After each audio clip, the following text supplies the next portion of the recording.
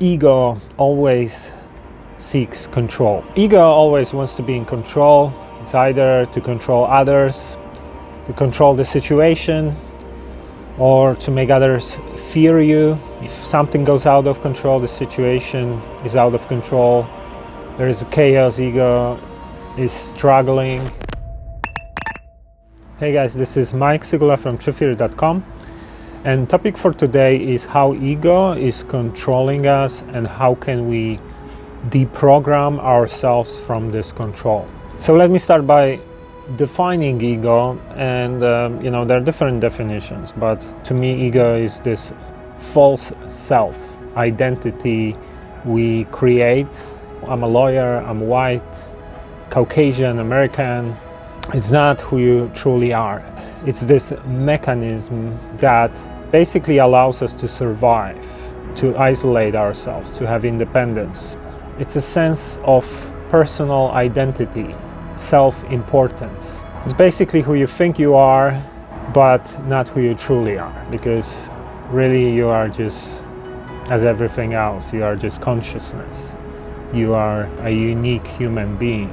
And ego is just this primal mechanism. It's very fundamental to everything we do, and it's very mechanistic. So it can easily control us, and also if, for example, individuals, corporations, or governments want to control us or influence us, they can also tap into this mechanism and try to use it against us.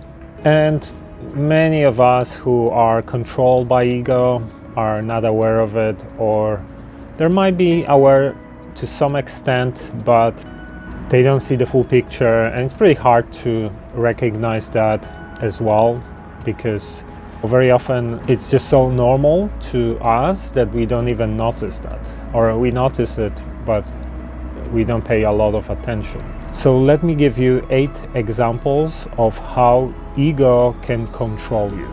So number 1, ego always wants more and is great at trying to convince you that you really need more. So let's say you buy yourself a new car. After a while you get used to it, and then you think maybe you need a better car. And you start justifying this. Why is that you need a better car? Because this one is getting older, because maybe the other one has some features that you desire. It's always striving for more, and it's very good in trying to convince you that you really need more and more and more, because really what it does is tries to fill up that emptiness, that gap. Number 2, ego always tries to protect itself. So criticism, someone is criticizing you, maybe this criticism is justified, but ego will always try to convince you that he's attacking me. Let's fight back. Let me find a counter argument to justify that he's wrong. So these kind of things. And ego is great at convincing you that the guy is attacking you, even if some people obviously can see through if the criticism is legit. But the mechanism is always to defend yourself and to fight back. And it's often going to be some kind of counter argument or trying to argue with someone, so you're going to win. Number 3, judging others. So you tend to judge people. You think that they should be like this or like that. Very often you project your biased point of view on other people, so they should behave this way because that's what you would do, or that's what you think is appropriate, which is biased because it's only your own perception, and everyone has a different perception, and what is good for you might not be necessarily good for the other person. But you keep judging, you keep maybe even sometimes imposing things on other people, sometimes people around you. You try to tell them how they should behave, things like that. Number 4, you look at others based on their status and not necessarily treat them equally, because everyone is equal, we are all human, but you kind of look at them from the perception of status. So for example, maybe someone who has a managerial position or is wealthy financially, you're going to look at them differently, you're going to treat them differently.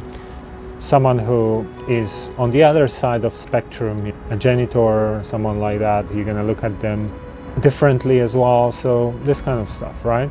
Number 5, ego always seeks control. Ego always wants to be in control. It's either to control others, to control the situation, or to make others fear you. If something goes out of control, the situation is out of control, there is a chaos, ego is struggling. Ego doesn't like uncertainty, it likes to have things in control. Some people maybe who are very egocentric, they are afraid things like alcohol because they might lose control, and it might make them look silly in front of other people. Number 6, ego wants recognition. So you try to prove to other people that you're worthy. Maybe it's through money. You try to accumulate money, and then you want others to look at you as someone important, someone special. Maybe it's through having an attractive partner, because you want others to be jealous or think how great you are. And really what it is often is just trying to fill up that emptiness inside of you by accumulating materialistic possessions. Number 7, ego doesn't like forgiveness. Let's say someone lost your trust or cheated on you, so you try to punish them. You have hate towards them. You might want to cut them out from your life. Number 8 is, what is the reason behind why you do something? So very often if you do things from ego, let's say you want to get a job, or you do it because maybe it signifies status, or you might seek a relationship with someone, but it's just to fulfill your desire, maybe it's sexual. So it's really what is the fundamental reason behind why you do what you do.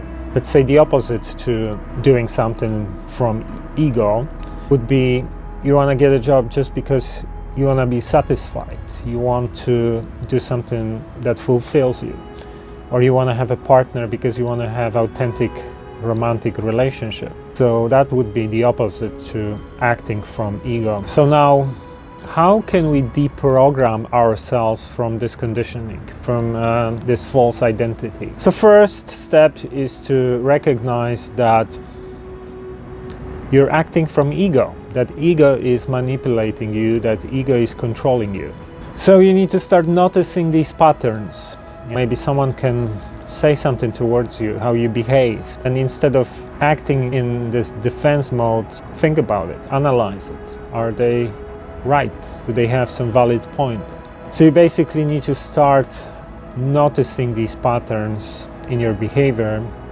You might ask someone close to you if they think you have ego, if they think you are acting in one of the ways that we described, if you can see it yourself. But it's just paying more attention and trying to see these patterns. Second step, very simple.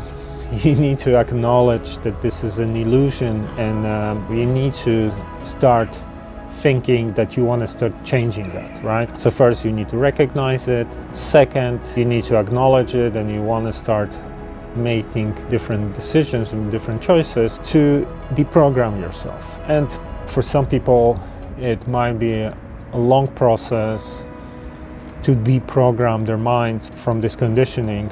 For many people, they might not even notice a significant part of acting from ego still. So you might be aware to some extent, but you might not see the full extent. It might take much longer to start noticing all the other behaviors you have. You need to acknowledge the fact that really no one is better. We are all different, but we are all the same. We're all human beings. We should treat each other equally. You need to start thinking from this point of view. Forgiveness is a great way to start. Forgive yourself whenever something goes wrong. If someone reacts or attacks you, whatever it is, try to forgive them, try to think about the situation from a higher perspective. Maybe they're having a bad day, maybe this is how you used to behave and now you're much wiser and you understand that maybe they didn't mean to do this. Try to be more understanding towards situations and other people. You start accepting others without your biased perception. So let them be who they want to be. Allow them to do what they want to do. If you don't like something, just don't take part in it, but do not impose your views on others. You just need to accept others for who they are. Another thing is you start recognizing what is the reason behind why you do certain things. Is it to prove something to someone else? What is the reason why you want to go out with this person? What is the reason why you want to have this job? What is the reason why you're doing what you're doing? You start thinking about it. Is it coming from that ego perspective?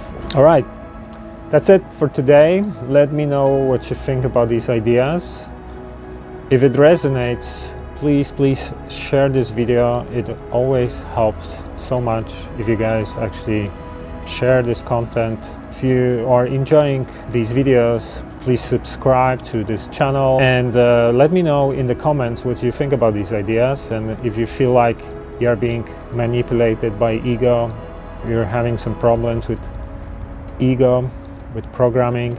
A lot of this stuff comes from my past. I was extremely egocentric when I was younger. That's why I learned through trial and error education and analysis how these patterns were controlling me and how they control some people around me as well. I've been doing my best to deprogram myself throughout the years. Still not there 100%, but I'm getting better and better. So I hope it inspires you to make positive change as well.